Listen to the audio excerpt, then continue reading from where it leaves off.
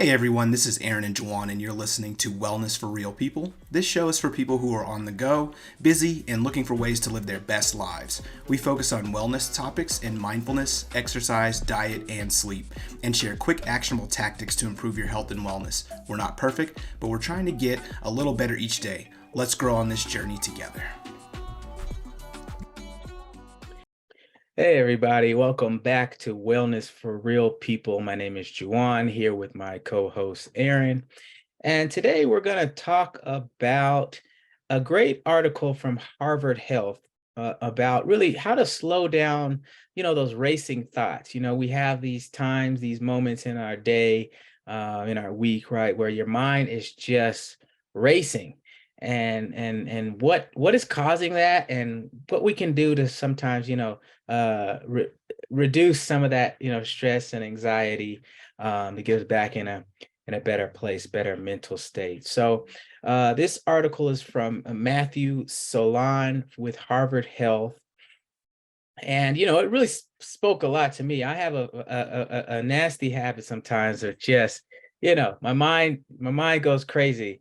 Sometimes they call it, the monkey mind, right? It's just bouncing all over the place. And you get into the cycle of just ruminating about something over and over and over again. He used the example of being on a hamster wheel, right? Your mind just keeps going over.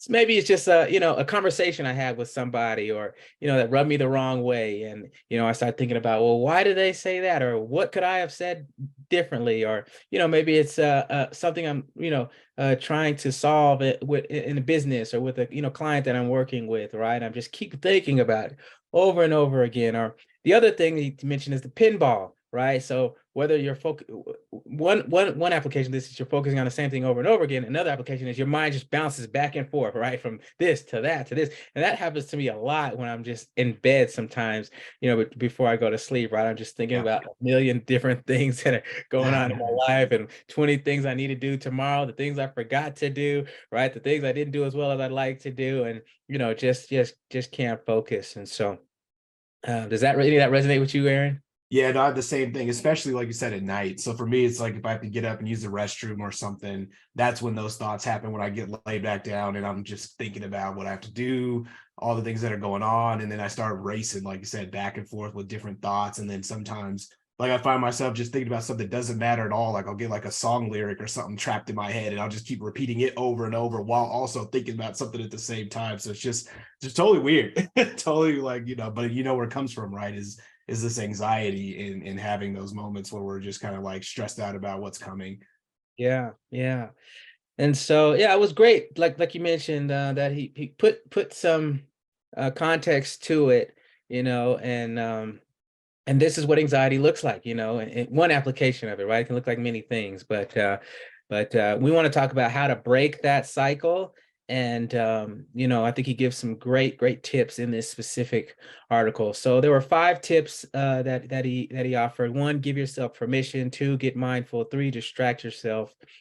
4, get moving. And then 5, schedule worry time. So we'll go through them really quickly, and hopefully you can get some helpful tips that may work for you the next time you feel those racing thoughts coming on. So the first one was, I thought was great, which was give yourself permission. Sometimes these racing thoughts are made worse by the anxiety over having these racing thoughts. So he says, give yourself permission to experience this sometime. Like, we're human, we're not perfect, right? And sometimes these things are going to pop up. So just acknowledging that, okay, okay, my mind is racing right now. That, it's like being able to step outside of the picture, step outside of the frame Right. for a moment and just say, okay, just being able to label it. That's what this is, right? Rather than get so immersed in it that your mind is running you, being able to take a step back Yeah. and say, okay, it's okay. That's what happens to the mind. Sometimes that happens. Oh, it must mean I'm feeling a little anxious, and give us a little bit of space to really process that, which I thought was really, really powerful. Yeah, and I would say too, man, it's just like, giving yourself permission is one of those things when you try to fight it, it creates this frustration, then you're like mad at that. Then you start racing, having thoughts about, oh, I'm not getting enough sleep. I'm not going to be able to be effective tomorrow. And then you just start spiraling rather than just being in the moment and acknowledging like, hey, I'm having these thoughts and going through that and letting it happen. Which really leads me leads well into number two, which was get mindful. And he mentions, mindfulness can help you change your thought patterns.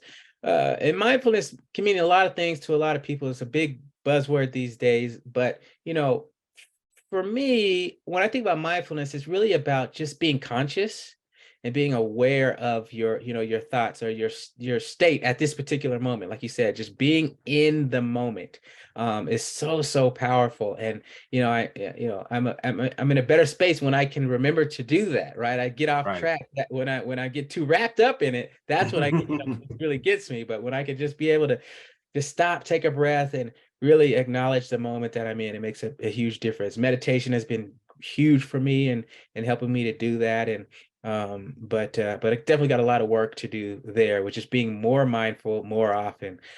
So one great exercise he talks about is just counting your breaths, right?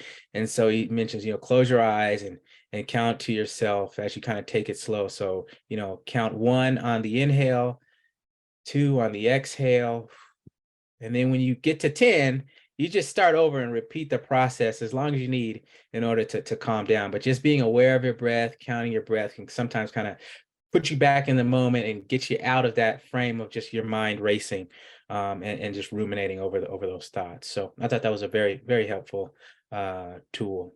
Yeah, something that helps me a lot too is like, back in the day, I had issues with panic disorder and, having panic attacks and things. And when you start to feel those things coming on, breathing is the first thing that they recommend that you do, is just kind of focus on your breathing and do it slowly. Because if you breathe faster, it's just going to increase the panic and Right. increase those thoughts. So it's like really about being mindful and like kind of getting a pattern and a rhythm down and just keeping your mind focused on something entirely different than all the other thoughts that are racing in your head. Just focusing on breathing kind of just gets you out of that zone and gets you away from those thoughts. So something that I definitely took to heart on this one too. Right. Yeah. And then another one that he brought up too is this notion of how you can kind of break the cycle of distracting your mind by distracting yourself.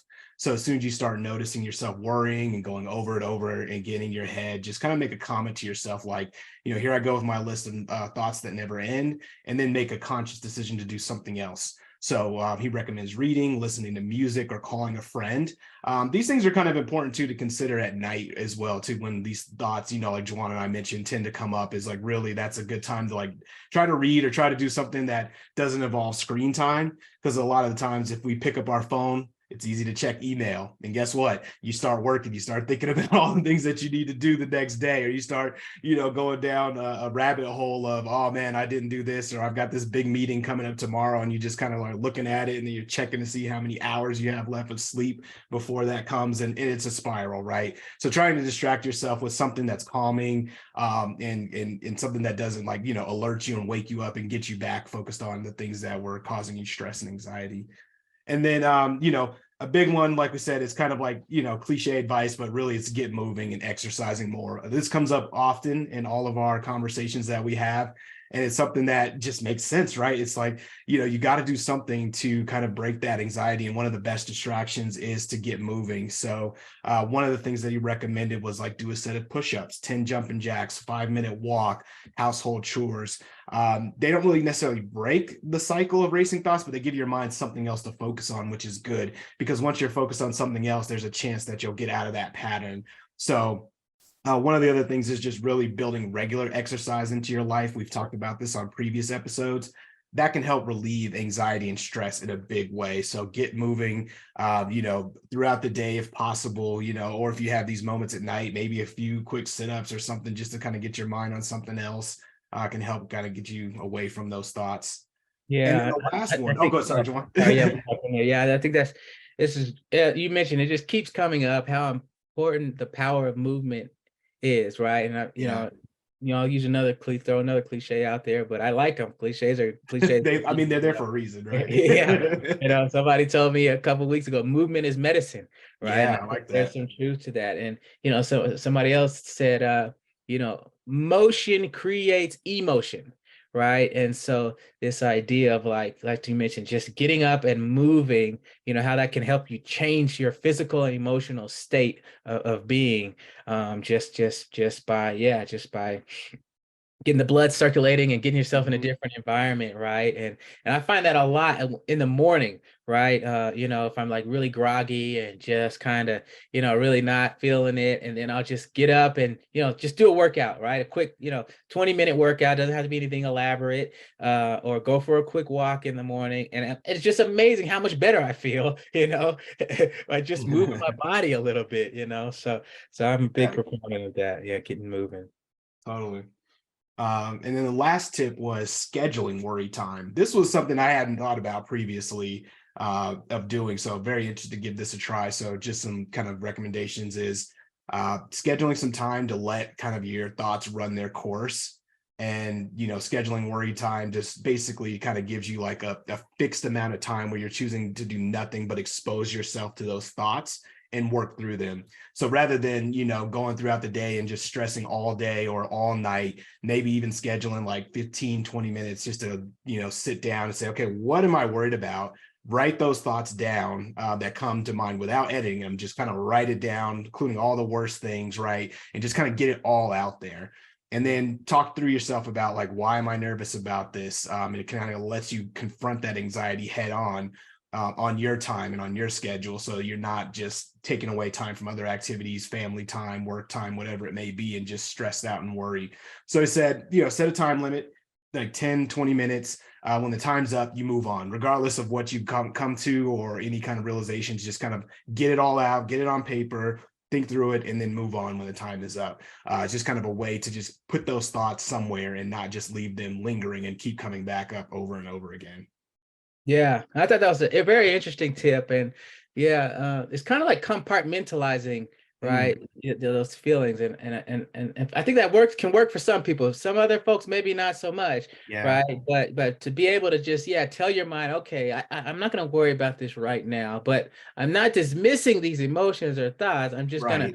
save them, right? Until later. And like you said, then just kind of open up the box at that time. And like you mentioned, just give it a time limit. Don't just go on forever, but like, okay, for the next 15 Yeah, minutes, we're really gonna unpack this. And I found that when I do that, when I actually take time to really truly think through some of these worries and anxieties that I'm feeling, it's like, oh, that's not really real. That's not really accurate, right? When I really sit right. down and think through it, I'm like, what was I really concerned about in the first place? Like, okay, there's like a disaster scenario, which is a possibility, and then there's like a maybe a more likely scenario, right? And then there's like the best scenario, right? So really trying to think through all of those and think, okay, if the worst thing were to happen, how would I respond to that? And then I'm like, okay, well, it would still be okay, right? Yeah. I think that helps a lot, just being able to sometimes not label it, right? Being able to really clearly think through it rather than just this vague kind of foggy problem in your mind. When you can actually really just address it for what it is, sometimes it's a little easier to manage. So I really like that Yeah. idea.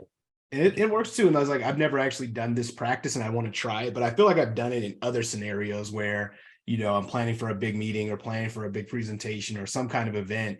And I kind of write down like all the stuff that I need to do, what could go wrong, and like how to overcome that. And it makes me feel better just to get it on paper, because it's a little more real and it's not in your head. You're not just spiraling from one doom scenario to the next without solving anything. So Mhm. I'm gonna try it. I think it sounds like something that's really positive and something that could be great and Yeah. beneficial. And then just to kind of wrap it up, like most of the articles we read, there's, really serious consequences here as well, too. So just make sure that if you're finding yourself regularly being impacted by sleep disorders, or you just frequently have racing thoughts and your anxiety is high, you might have a deeper scenario or deeper issue. And we always recommend it, so does the author, is to talk to a doctor or a mental health professional to get that serious help. Try some of these things, but if you find they're not helping, definitely seek that professional help to kind of close things out. Anything else, Juwan, that you have? No, no, this was a really, really good discussion. Got some great tips and tools, that I want to continue to work on and implementing. And, I think, this is mental health is really, really, really important and something we don't often spend enough time talking about. But I'm glad that we had this discussion, and hopefully you all find this helpful as well. Get one tip or idea from this, Mhm. then it was worth it having this discussion. So. Awesome. All right, everybody. Well, I want to say thanks again for listening to Wellness for Real People. Please subscribe. Please share with a friend. As we always say, sharing is caring. We want to make sure that we're spreading this message of positivity and getting this information to help as many people as possible. Leave a comment too. We'd love to hear back and see how we're doing. If these topics are relatable, if they're helping you, or if there's anything we can improve on, we're always happy to hear that. So until next time, we'll see you guys then. But thank you so much for listening.